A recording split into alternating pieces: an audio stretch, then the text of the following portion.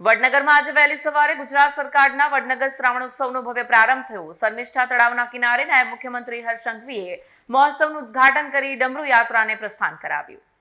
ઐતિહાસિક વડનગરમાં શ્રાવણોત્સવનો ભવ્ય પ્રારંભ થયો હતો। નાયબ મુખ્યમંત્રી હર્ષ સંઘવીએ શર્મિષ્ઠા તળાવથી 108 કલાકારોની ડમરૂ યાત્રાને પ્રસ્થાન કરાવ્યું।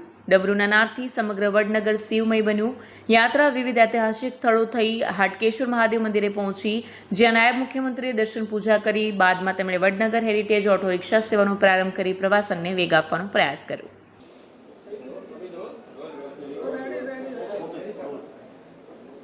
પવિત્ર શ્રાવણ માસના પહેલા સોમવારથી વડનગર ખાતે શ્રાવણ મહોત્સવની વહેલી સવારે અતિ ભવ્ય ડમરૂ યાત્રા જોડે આજે શરૂઆત કરવામાં આવ્યું છે।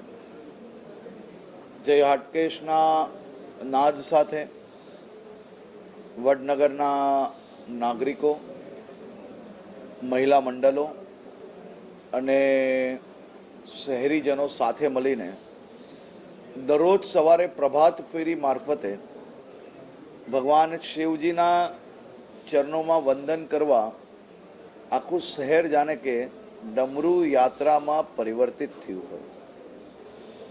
આખો શ્રાવણ માસ વહેલી સવારથી શહેરમાં અલગ અલગ સ્થળથી આ ડમરૂ યાત્રાનું શહેરીજનોએ આયોજન કર્યું છે અને દર રવિવારે ખાસ કરીને શિવ ભક્તિની બી વ્યવસ્થાઓ અહીંયા કરવામાં આવી છે। આ અદ્ભુત નજારો જોવા માટે રાજ્યના સૌ નાગરિકોને હું વડનગર ખાતે આવવા માટે ખાસ કરીને આમંત્રણ આપું છું। હાટકેશ્વર મહાદેવજીની આ ખૂબ જ પૌરાણિક મંદિર, જ્યાં મંદિરમાં પ્રવેશ થતાં જ એક ખૂબ જ અદ્ભુત અનુભૂતિ થતી હોય છે।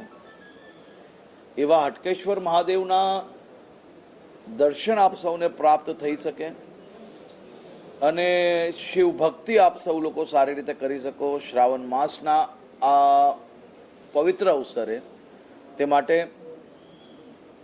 ગ્રામજનો અને રાજ્ય સરકાર દ્વારા બધી જ વ્યવસ્થાઓ કરવામાં આવી છે। આભાર।